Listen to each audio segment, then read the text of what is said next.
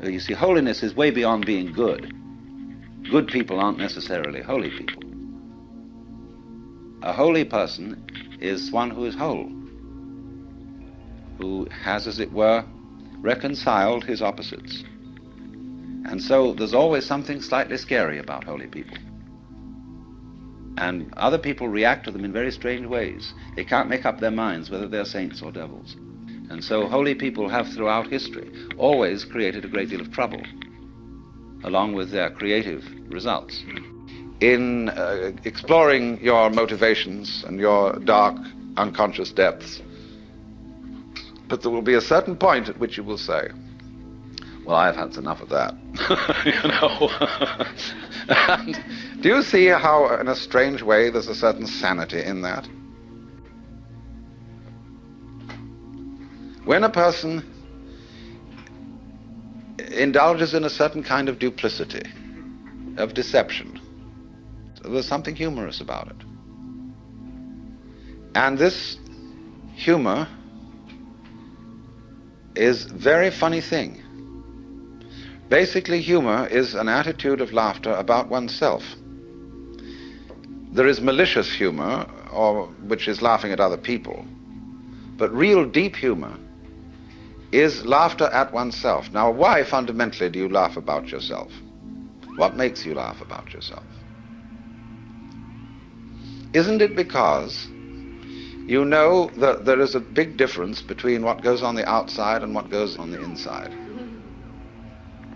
Now, I passed you around a lot of embroidery to look at before we started.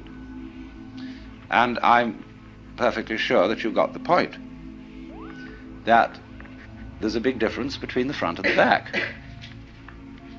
In some forms of embroidery, the back is very different from the front because people take shortcuts. In the front, everything is orderly, and it is supposed to be kind of messy on the back side. See, which side will you wear? You've got to be sure you get the front in the front and have the back in the back. The back has all the little tricks in it, all the shortcuts, all the lowdown that people don't acknowledge, see? And it's exactly the same with the way we live. You know, like sweeping the dust under the carpet in a hurry just before the guests come. I mean, we do ever so many things like that. And if you don't do it, if you don't think you do it, and you think, well, really, my embroidery is the same on both sides, see? Well, you're deceiving yourself. Because what you're doing is you're taking the shortcuts in another dimension, which you're keeping out of consciousness. Everybody takes the shortcuts. Everybody plays tricks. Everybody has in himself an element of duplicity, of deception. Because you see, from this point of view that I'm discussing, where the web is the trap, to be is to deceive. Think of the flower saying to the bee, like my honey? Bee says, wow. But then that means that the bee has to be, and it has to go on living, and all the trouble it takes to go around collecting honey and raising other bees and organizing itself and doing that dance which tells the other bees where there's more honey. There's all that stuff to do. But the flower was deceptive. Now, in the same way, I've often said, life is a drama, and a drama is a deception. It's a big act. When you peel an onion and you don't really understand the nature of an onion, you might look for the pit in the center, like any ordinary fruit has. But the onion doesn't have a center. It's all skins. So when you get right down, there's nothing but a bunch of skins. You say, well, that was a kind of disappointing. But of course you have to understand that the skins were the part that you eat. Well, in rather the same way, you see, you find when you explore yourself and your motivations, and you go through and through and you try to find out that thing which is really genuine. That's why in Zen discipline they give you koans which require a perfectly genuine act, an act of total and absolute sincerity. You have to do the genuine act, not on purpose. But since you are put in a situation where it's rather formal, and you're supposed to do it on purpose, you're stuck, you see. So you explore the onion, and you go in and in and in, and then you find, well, it's all a deception. Now then the question arises, who's deceiving who? Who's fooling who? I'm fooling me? What is fooling? Fooling is playing like you're there when you're not.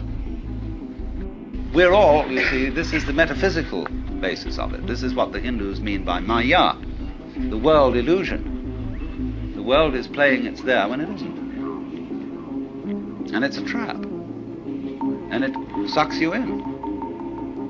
And you can't get out of it.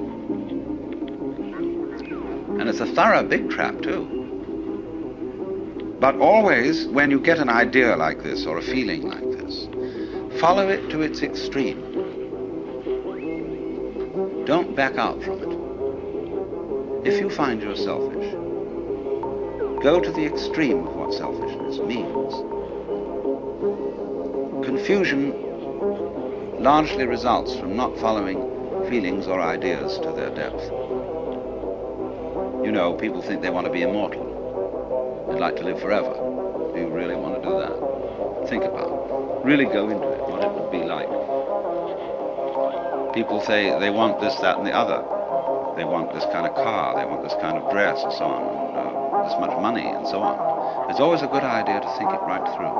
What it would involve to be in that situation, to have those desires fulfilled. Also, when you form a relationship to another person, think it through too. You see? How inconvenient would they be? However attractive. And always turn the embroidery around and look at the underside, but don't get caught doing it. See, that's something one does on the side in secret, because otherwise you play the game that everything is as it's supposed to be on the front. But that makes you humorous, and that makes you human.